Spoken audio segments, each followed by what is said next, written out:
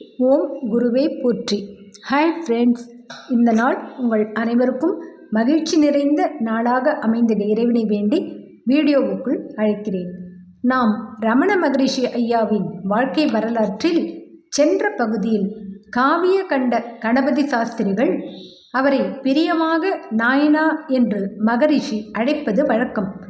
அவர் மறைவிற்கு சொல்லொணா வேதனையை நெஞ்சில் சுமந்து கண்கள் கலங்கி இனி நாயனாவைப் போல் இன்னொருவரை பார்க்க முடியுமா என்று குஞ்சுசுவாமியிடம் தன் ஆதங்கத்தை வெளிப்படுத்தி மீண்டும் தன்னை கட்டுப்படுத்தி கொண்டு நாயனா எங்கும் போகவில்லை, அவருக்கு மரணமே இல்லை என்று புலம்பும் பக்தர்களுக்கு ஆறுதல் கூறி தன்னையும் அமைதிப்படுத்திக் கொள்வதை பார்த்தோம்.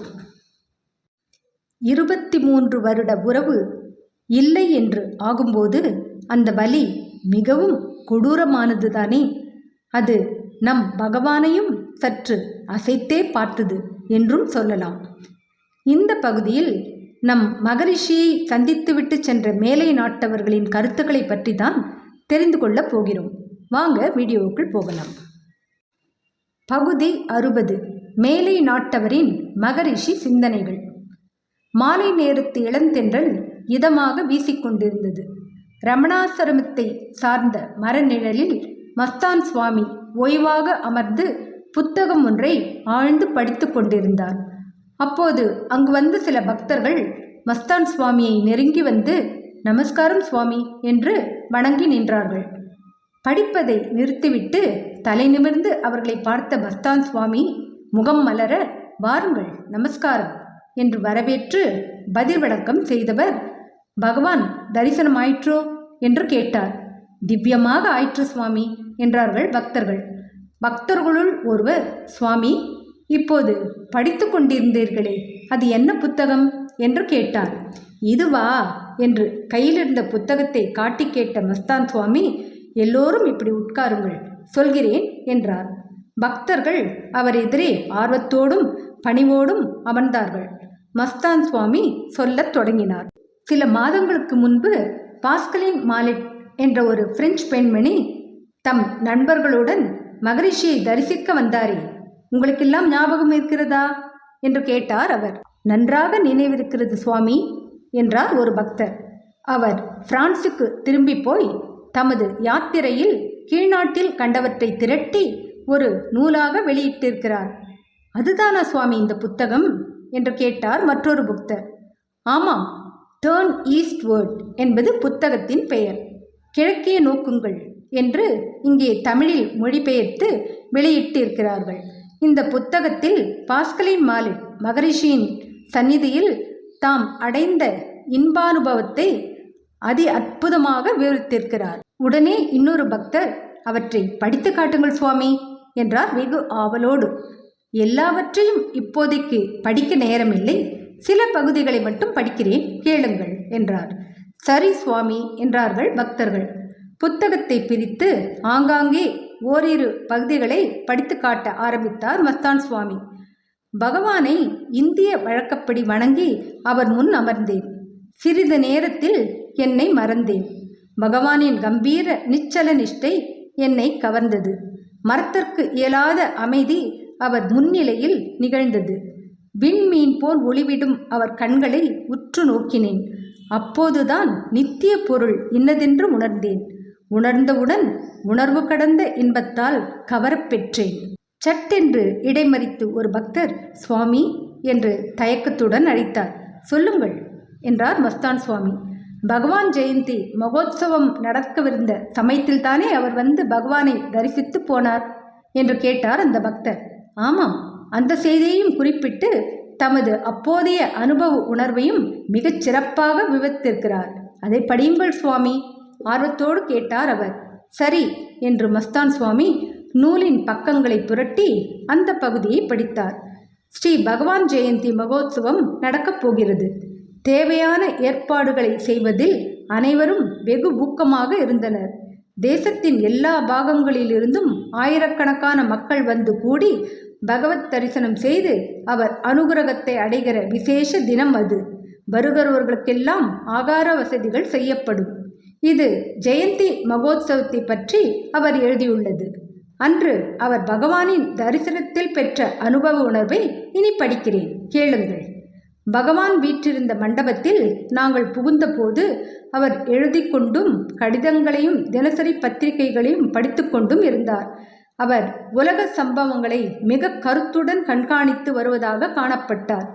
இத்தனையும் செய்து கொண்டிருந்தாலும் தேசம் காலம் கடந்தவராக, அறிவும் அறியாமையும் அற்றவராக, துவந்துவ அதீதராக, விஸ்வ ஹிருதயமாம் தன்மயத்தில் அமர்ந்திருப்பதாக நான் உணர்ந்தேன். இந்த உணர்வை வாய்க்கொண்டு உரைத்தல் முடியாது.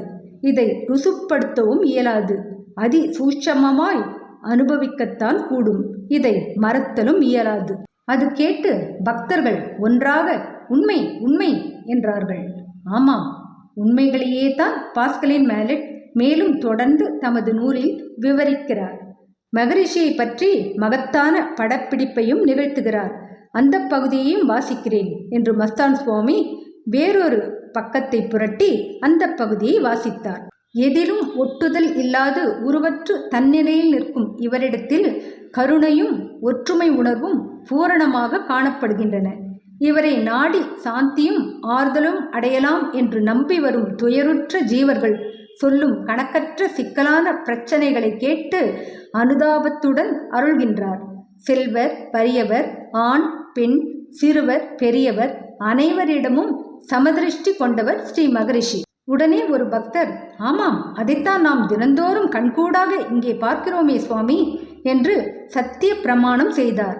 இது மட்டுமல்ல பக்தர்களே, மேலும் அந்த பெண்மணி பகவானை தாம் உள்ளது உள்ளபடி உணர்ந்ததை மிக தைரியத்தோடும் கூட சொல்கிறார். அப்படிங்களா சுவாமி, அதையும் படியுங்கள் என்று ஆர்வத்தோடு கேட்டார் மற்றொரு பக்தர். அந்த பகுதியை படித்தார் மஸ்தான் சுவாமி. உன்னை நீ விசாரித்தறி என்பதே ஸ்ரீ மகரிஷியின் சுருதி வாக்கியம். ஆன்ம விசாரத்தையே அடிக்கடி வற்புறுத்தி அதுவே அனுபூதிக்கு இன்றியமையாத உபாயம் என உபதேசிக்கிறார். குருட்டு நம்பிக்கைகளையும் கோட்பாடுகளையும் கடந்த ஸ்வானுபவ சாட்சாத்காரத்துக்கு வழிகாட்டத்தான் எல்லா மதங்களும் ஏற்பட்டிருக்கின்றன. அந்த மகோன்னத உண்மை நிலையை அடைந்துள்ள இவரை நாம் கண்கூடாக காண கிடைத்திருக்கும் போது மதக்கிரதங்கள் எவ்வளவு புனிதமானவையாக இருந்த போதிலும் அவற்றால் நமக்கென்ன பயன்? அது கேட்டு பக்தர்களுள் ஒருவர், அப்பப்பா, எத்தனை துணிச்சலான அப்பட்டமான உண்மை நிலை அறிந்து இந்த கேள்வியை கேட்டிருக்கிறார் என்று வியந்தார். மஸ்தான் சுவாமி மேலும் பகவானை பற்றி வினாக்கள் தொடுத்து விடைகளையும் அவரே சொல்லியிருக்கிறார். வாசிக்கிறேன், கேளுங்கள் என்றவர் அந்த பகுதியை படித்தார். இந்த மகான் யார்? ஞான பூமிகளில் எதில் இவர் நிலைத்திருக்கிறார் என்பவை போன்ற கேள்விகள் பயனற்றவை. சூரியன் பிரகாசிக்கிறான், ஏன் பிரகாசிக்கிறான், எப்படி பிரகாசிக்கிறான் என்று அறிய தேவையில்லை. தாகம் கொண்டவனுக்கு குளிர்ந்த நீர் கொடுத்தால் அது எங்கிருந்து கொண்டு வந்ததென்று சொன்னால்தான் குடிப்பேன் என்பானா? பகவான் சந்நிதியில் வசிப்பதே இகபர சாதகம். ஆறுதலுக்காவது ஆன்ம உணர்வுக்காவது கண்காட்சிக்காவது வருகிற எவரும் வெறுங்கையோடு திரும்பி போவதில்லை என்பது நிச்சயம். அவரவர் சக்திக்கு தக்கபடி அதிகமாகவோ அற்பமாகவோ அருள் பெறுகிறார்கள். மற்றும் பலருக்கு தம் வாழ்க்கையே மாற்றக்கூடிய ஆத்மானுபவமும் கிடைக்கிறது. தெய்வீக சக்தியினை கண்களில் பிரதிபலிக்க காணலாம் என்பது முனிவர்கள் இடத்தில் முற்றும் உண்மை. மஸ்தான் சுவாமி படித்து முடித்தவுடனே வேறொரு பக்தர், இப்படி இன்னும் எத்தனையோ வெளிநாட்டவர் நம் மகரிஷியை தரிசித்து அவரது பேரருள் தெய்வீக சக்தியை உணர்ந்து பேரானந்தம் உற்றிருக்கிறார்கள் இல்லையா சுவாமி என்று கேட்டார். மஸ்தான் சுவாமி புத்தகத்தை மூடி வைத்துவிட்டு அவருக்கு பதில் சொல்ல தொடங்கி, ஆமாம், ஞானப்பசி கொண்டோரையும் முக்திக்கு முயல்வோரையும் ஏதோ ஒரு அதிசய சக்தி நம் பகவான் முன்னிலைக்கு இழுக்கிறது. அவர்கள் பகவான் சந்நிதியில் பரம சுகத்தை அனுபவிக்கின்றனர் என்றவர், முன்பு கூட ஓர் அமெரிக்க பெண்மணி வந்திருந்தாரே, பார்த்தீர்கள் இல்லையா என்று கேட்டார். ஆமாம் சுவாமி, அந்த அம்மையார் கூட பல நூல்களை எழுதியவர் என்று சொன்னார்கள் என்றார் ஒரு பக்தர். அவரும் பகவானது தெய்வீக சக்தியால் ஈர்க்கப்பட்டு வந்தவர்தான். அவர் பகவத் சந்நிதியில் 2 மணி நேரம் தங்கி விடை பெற்று சென்றார். போவதற்கு முன் பகவானை நோக்கி, என் தேசத்தை விட்டு வெகு தூரம் வந்தது தங்களை தரிசித்து என் ஹிருதயபூர்வமான வணக்கத்தை தெரிவித்துக் கொள்ளும் பொருட்டுத்தான். சந்நிதியில் சிறிது நேரமே தங்கினேன், ஆனாலும் பரமானந்தம் அடைந்தேன் என்றார். அது மாத்திரமில்லை பக்தர்களே, அந்த அம்மையார் நேராக தன் தாய்நாட்டுக்கே திரும்பினார். அவ்வாறு போகும் வழியில் கொழும்பிலிருந்து பகவானுக்கு ஒரு கடிதம் எழுதினார். அதில் தங்கள் சந்நிதியில் தங்கியிருந்த சிறிது நேரத்தில் அழியாத அற்புத அனுபவம் கிடைத்தது. இதற்காக என் மனப்பூர்வமான நன்றியை தெரிவித்துக் கொள்கிறேன். இதற்கு முன் சற்றேனும் அறியாத சாந்தியை பெற்று திரும்புகிறேன் என்று எழுதியிருந்தார் என்றார் மஸ்தான் சுவாமி. அது கேட்டு சற்றும் தாமதியாமல் அந்த பக்தர், பகவானின் பேரருள் வல்லபத்தால் அந்த அம்மையாருக்கு இந்த பாக்கியம் கிடைத்தது என்றார். ஆமாம், அதுதானே உண்மை என்று அதை ஆமோதித்தவர் மற்றொரு பக்தர். இந்த உண்மையால் தான் ஆங்கிலேயரான மேஜர் சாட்விக் பகவானை தரிசித்த பின்பு நமது ஆசிரமத்திலேயே நிரந்தரமாக தங்கிவிட்டார். ஸ்ரீ சாது அருணாச்சலா என்று தன் பெயரையும் மாற்றிக்கொண்டார். பக்தர்கள் ஒருவர் மாற்றி ஒருவர் அது குறித்து தொடர்ந்து கேள்வி கேட்க அவரும் அவருக்கு பதில் சொல்லி கொண்டு வந்தார். சுவாமி, அவர் இராணுவத்தில் உயர் பதவியில் இருந்து ஓய்வு பெற்றவர் தானே? ஆமாம். நம் மகரிஷியை பற்றி அவருக்கு எப்படி தெரிந்தது சுவாமி? அவர் ஸ்பெயின் நாட்டின் பயணம் செய்த போது பால் பிரிண்டனின் புத்தகத்தை படித்து மகரிஷியின் மகிமையை உணர்ந்து கொண்டார். அதன் பிறகுதான் இந்த நிகழ்வு. இன்னொன்றும் தெரியுமா உங்களுக்கு? என்ன சுவாமி?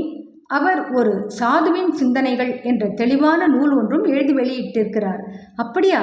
இது மகிழ்ச்சியான செய்தி சுவாமி என்றார் ஒரு பக்தர். அப்போது மற்றொருவர், வெளிநாட்டவருக்கு மகரிஷியின் மகிமையை முதல் உணர்த்தியவர் பால் பிரிண்டன் என்று சொல்கிறார்களே சுவாமி என்றார். அது உண்மைதான். அவர் எழுதிய எ சர்ச் இன் சீக்ரெட் இந்தியா என்ற நூலை படித்த பிறகுதான் மேல்நாட்டார் பலர் மகரிஷியை நாடி வரத் தொடங்கினார்கள். அவர் பகவானை தரிசித்து பகவானை பற்றிய தனது தெளிவான சிந்தனைகளை அந்த நூலிலே விவரித்திருக்கிறார். பகவானை பற்றி அவர் என்ன எழுதியிருக்கிறார் என்று கொஞ்சம் சொல்லுங்கள் சுவாமி.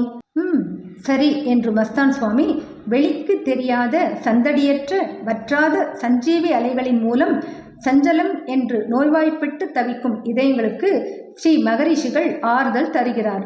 அவருக்கு அருகே இருந்த பின் ஆத்ம ஜோதி பிரகாசியாமல் இராது. அந்த ஞான பிழம்பினின்று வரும் கிரணத்தினால் மனம் ஒளி பெறாமல் இருக்க முடியாது. அவரது மனப்பான்மையும் ஆத்ம விசார பத்ததியையும் சரியாக புரிந்து கொண்டவர்க்கு அவரது ஞானோபதேசம் யுக்தியுக்தமானது என்று விளங்கும். அவர் சித்திகள் எதையும் காட்டி மயக்குவதில்லை. குருட்டு நம்பிக்கை எதையும் தாம் கொள்ள வேண்டும் என்றும் கூறுவது இல்லை என்றெல்லாம் பால் பிரிண்டன் பகவானை பற்றி மிக அற்புதமாக எழுதியிருக்கிறார் என்றார். அப்போது ஆசிரம வேத பாடசாலை மாணவர்கள் சந்நிதியில் ஸ்ரீ ருத்திராரதி பாராயணம் செய்யும் ஒலி மெல்லியதாக கேட்டது. அது கேட்டு மஸ்தான் சுவாமி பக்தர்களிடம், பக்தர்களே, ஆசிரம வேத பாடசாலை மாணவர்கள் சந்தியா கால நிமித்தம் சந்நிதியில் ஸ்ரீ ருத்திராதி பாராயணம் செய்ய தொடங்கிவிட்டார்கள். அது முடிந்த பின் பகவான் அருளிய சோஸ்திர பாடல்கள் அன்பர்கள் பாடுவார்கள் இல்லையா என்று கேட்டார். ஆமாம் சுவாமி என்றார்கள் பக்தர்கள். வாருங்கள், நாமும் போய் அதில் கலந்து கொள்வோம். சரி சுவாமி. மஸ்தான் சுவாமி புத்தகத்தை எடுத்துக்கொண்டு எழுந்து முன்னே நடந்தார். பக்தர்கள் உடன் எழுந்து அவரை தொடர்ந்தார்கள்.